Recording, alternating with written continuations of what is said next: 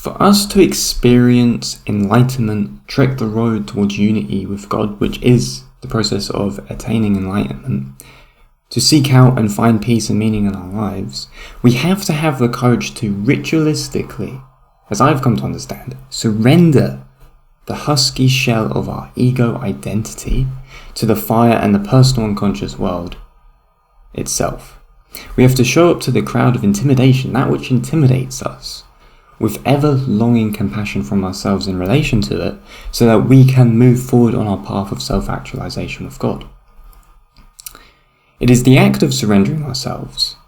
to the fire of trepidation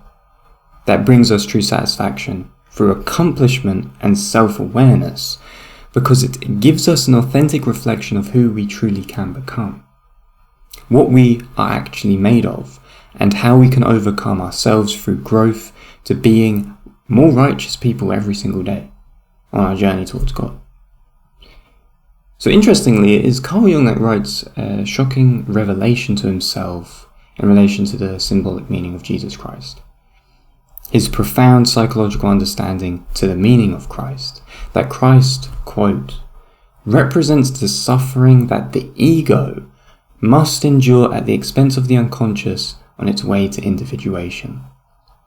Now this is a super interesting analysis of this, and I think it brings a lot of meaning and understanding to the profound meaning of what Jesus Christ actually represents within Christianity, for people who are very, let's say,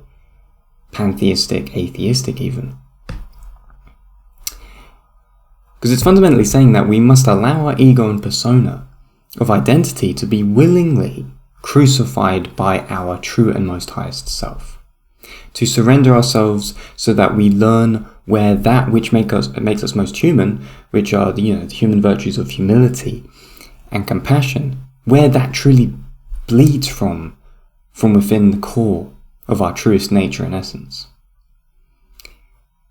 Lacking in doing so, we'll actually continue the fall of our highest and truest nature and continue our fall away from our unity with God. Why is this? Because we will fall further into sin and chaos when we refuse to surrender and crucify our egos in order to discover what is truly good within our human nature. Therefore, the endurance set upon the testing of our will throughout everyday life, throughout tribulation, throughout difficulty, and the hardships of life tested upon our ego, allows for the transformation of self-identity itself to occur. This allows for the recreation, and you could say even metamorphosis, of ourselves, which can only come from the endurance of hardship, as it is that hardship itself which rewards us with humility and the strength that comes from finding humility within ourselves and the reciprocal nature we have towards nature itself and life, which is essential for us to reorientate the egocentric existence of ourselves in relation to life. Attaining this allows us to be able to spread our wings, you could say, from the ashes of transformation into becoming guardians of the good faith, you could say, of hope and reverence,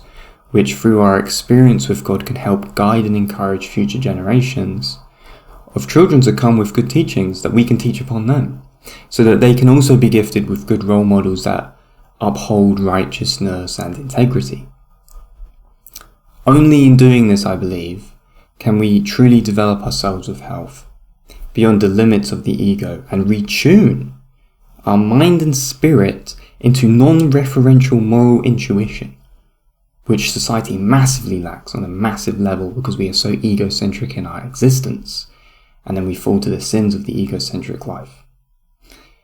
This is truly what individuation or self-actualization is, and it is what Jesus Christ symbolizes through the crucifixion. When we bring in especially the symbolic meaning of what Jesus and God represents for us, which at its core is the deeply empowering message of Christianity itself.